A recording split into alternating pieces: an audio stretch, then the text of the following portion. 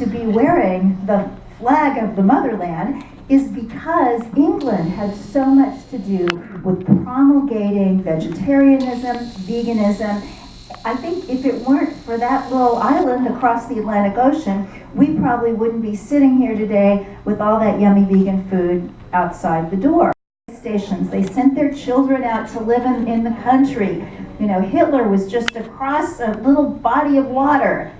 And yet, there were some vegetarians who were doing so much thinking about, wait a minute, we're drinking the milk, what about the male calves?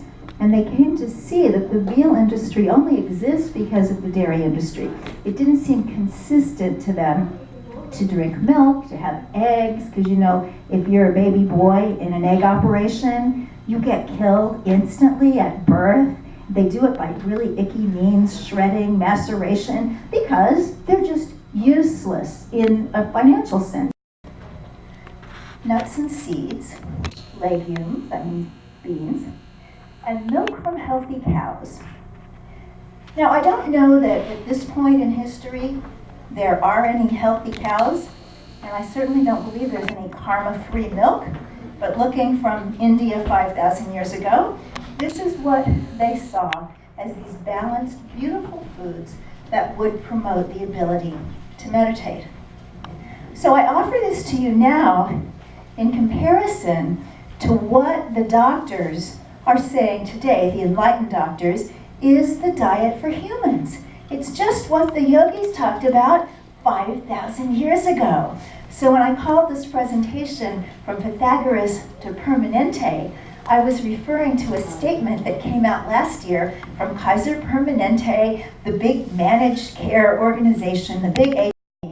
You know, it's very interesting. When it's your health and your arteries, that's very personal. People get that.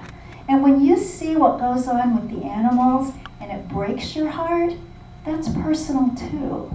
But when we hear about the environment, that's so distant, I think, to most of us. You look out the window, environment looks fine, but it's not fine.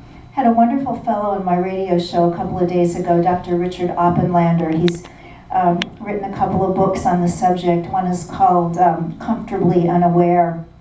He said that in terms of climate change, we have until 2017 to turn things around. And according to both the UN and the World Bank, animal agriculture is not just one of the many causes of climate change, it is the biggest cause of climate change.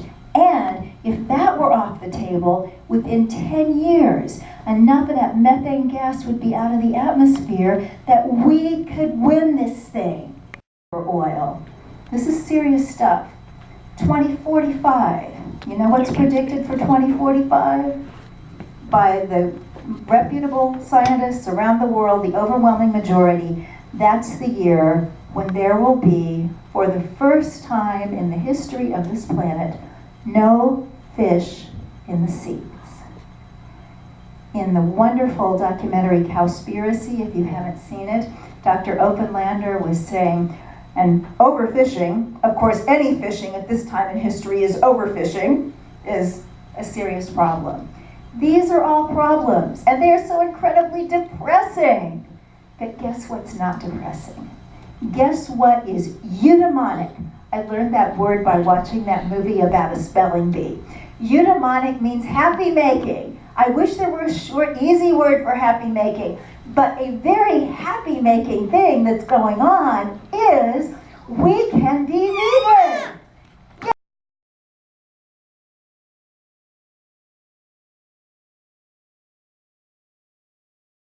To stop the decomposition. So imagine if I had two apples here. I have one apple that is organic and naturally grown, and I have one apple that is conventionally grown. The conventional apple will have on the peel that my eyes just here.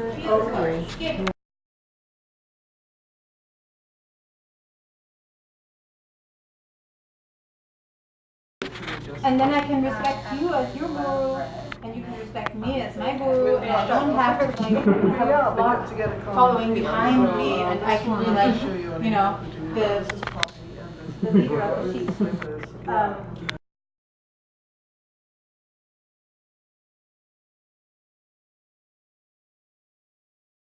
Obviously, that there's no contamination of things that are not necessarily part of our body. But touching our food is a beautiful thing.